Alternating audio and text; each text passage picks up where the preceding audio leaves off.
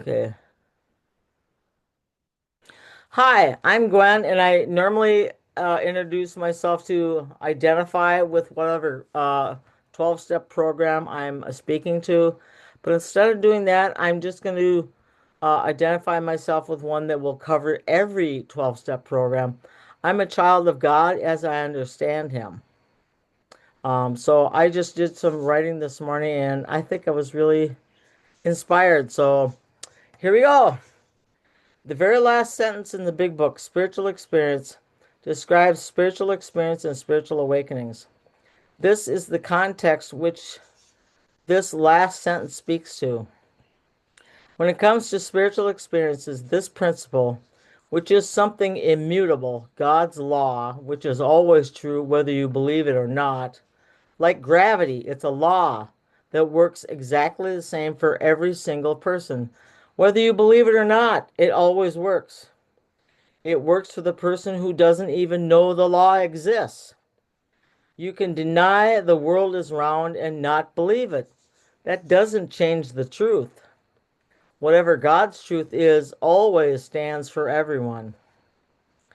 Contempt prior to investigation cannot fail to keep a man or woman in everlasting ignorance. Why did he choose the word everlasting? I looked at the big book and 12 by 12 dictionary concordance, and what do you know? There is no definition for everlasting. Why would that word be left without a definition? So I looked it up. Everlasting is as an adjective is lasting forever and eternal, continuing indefinitely or for a long period of time, and B, persisting too long and tedious. Persisting too long, tedious. As a noun, everlasting, God. And two, eternal duration, eternity. Why the word ignorance? Ignorance is not in the Big Book Dictionary either. The 12 by 12 dictionary defines ignorance, lack of awareness, knowledge, or learning. It does not stay stupidity. That's what I thought the word meant. How is the word intelligence defined just for shits and giggles? It's the capacity to gain and apply knowledge. How about the word contempt? So I looked that up. Bitter scorn, dislike, defiance, disrespect, disregard, and ridicule.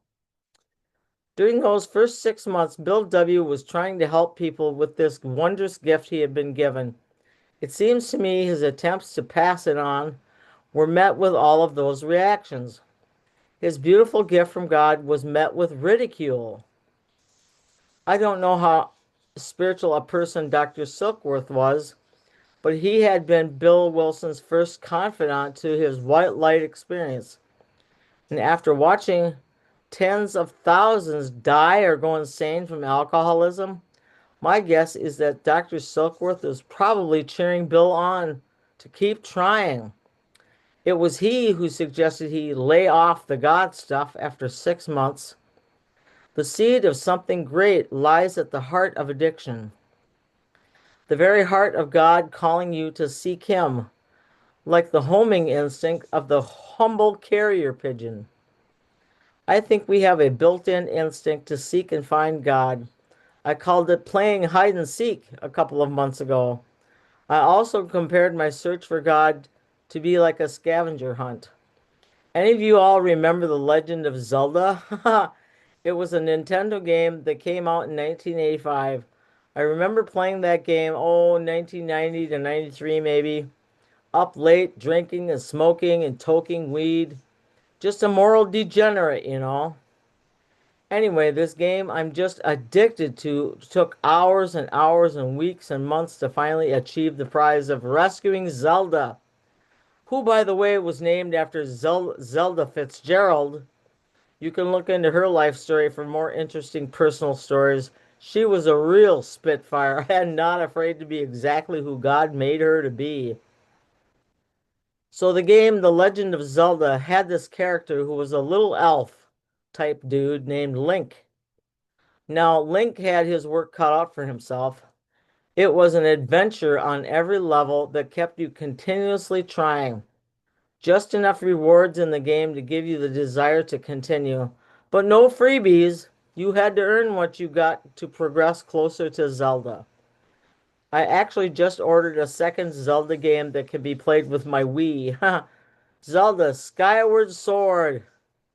It sounds like sword. I can't wait to play it. Where was I? Oh, right. Next word, investigation. Odd. The word investigate has also been omitted from the big book in 12 by 12 dictionaries. So I looked it up. To observe or inquire into in detail. Examine systematically in order to discover the truth. So I looked up synonyms for investigate, inquire into, sift, scrutinize, look over, work over, inspect, probe into, inquire into, analyze, scout, dig, probe, and explore. Ooh, I like all those words. So I thought, what's the opposite of investigate? Opposite, well, here I'm going to read this, what I circled. Opposite of investigate is ignore. Opposite of to study or check into thoroughly. So when I'm going to ignore, which is the root word of ignorance, I'm going to ignore, neglect, overlook, forget, unmind, brush off, paper over, leave alone, pay no heed to, disregard, discount, misheed, unheed, brush aside, gloss over, be oblivious to, pass over, shrug off, not take into account, take no account of, take no notice of, close your eyes to, shut eyes to, turn a blind eye to, turn back on, turn your back on, pay no attention to, take no notice, turn deaf ear, pay no mind, turn a blind eye, turn a deaf ear to, turn blind eye, bury one's head in the sand. The media would largely ignore Hayden's claim of being attacked by someone who was displeased by his attire. I just left that in there because I just thought the media would largely ignore. So I'm not saying anything about the media, but I think the media ignores things that would really be helpful to us in our search for God. Well, the opposite of contempt: liking, respect, esteem, regard, honor, and admiration. So, this is what Bill Wilson is telling us to do when it comes to the spiritual questions. Why didn't he write it in a way that was easier to understand? Why couldn't I write this so it would be easier to read too? Probably anything easier would be just as effectively ignored and overlooked anyway.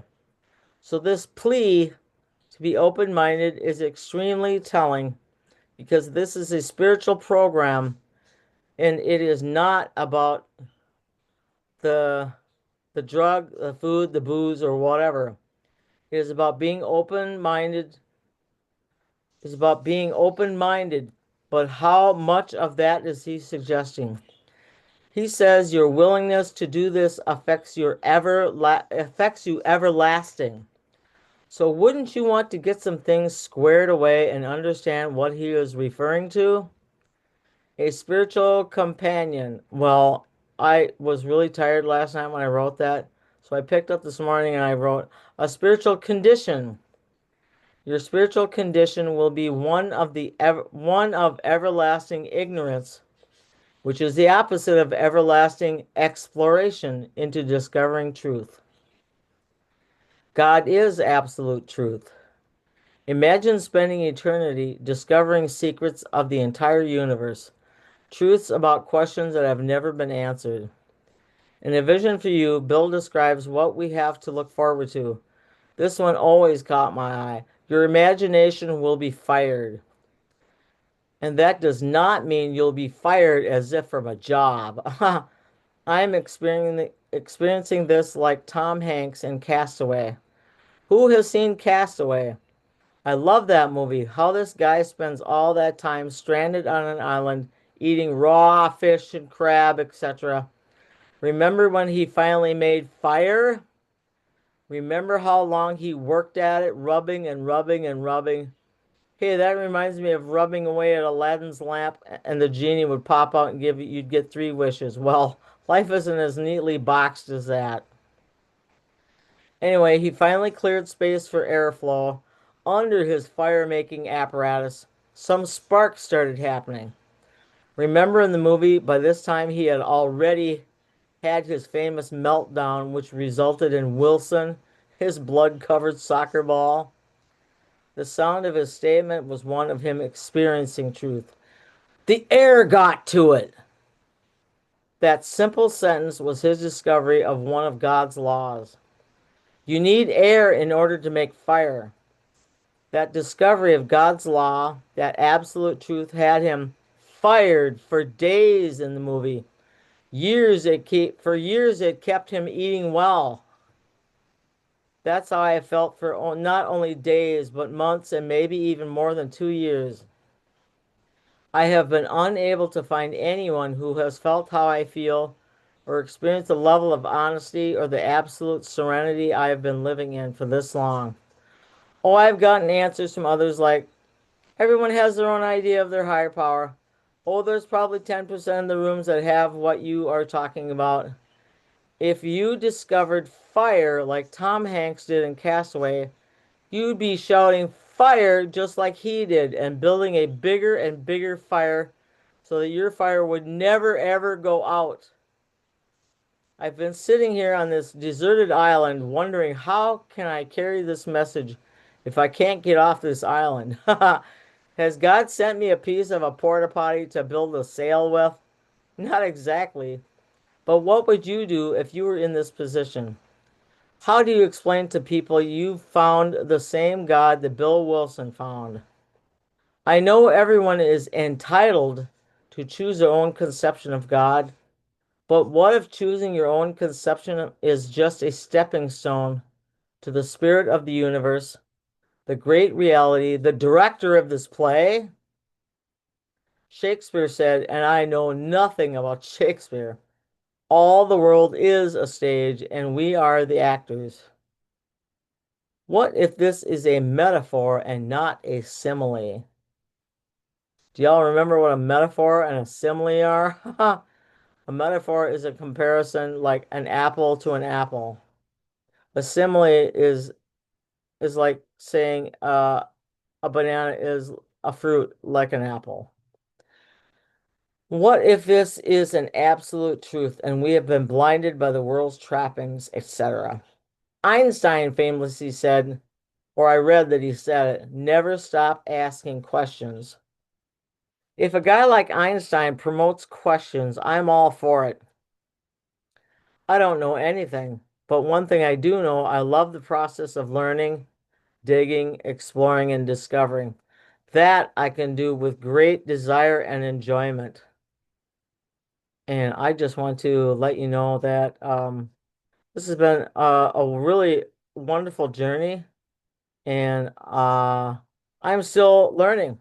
So if anybody can relate to any of this that I've said, get a hold of me. Let's talk. And that's all I got. That's the end of my share. And look forward to hearing from you whenever you can find me. Okay. Now, how do I stop my share? Hey, there it is. Okay, bye.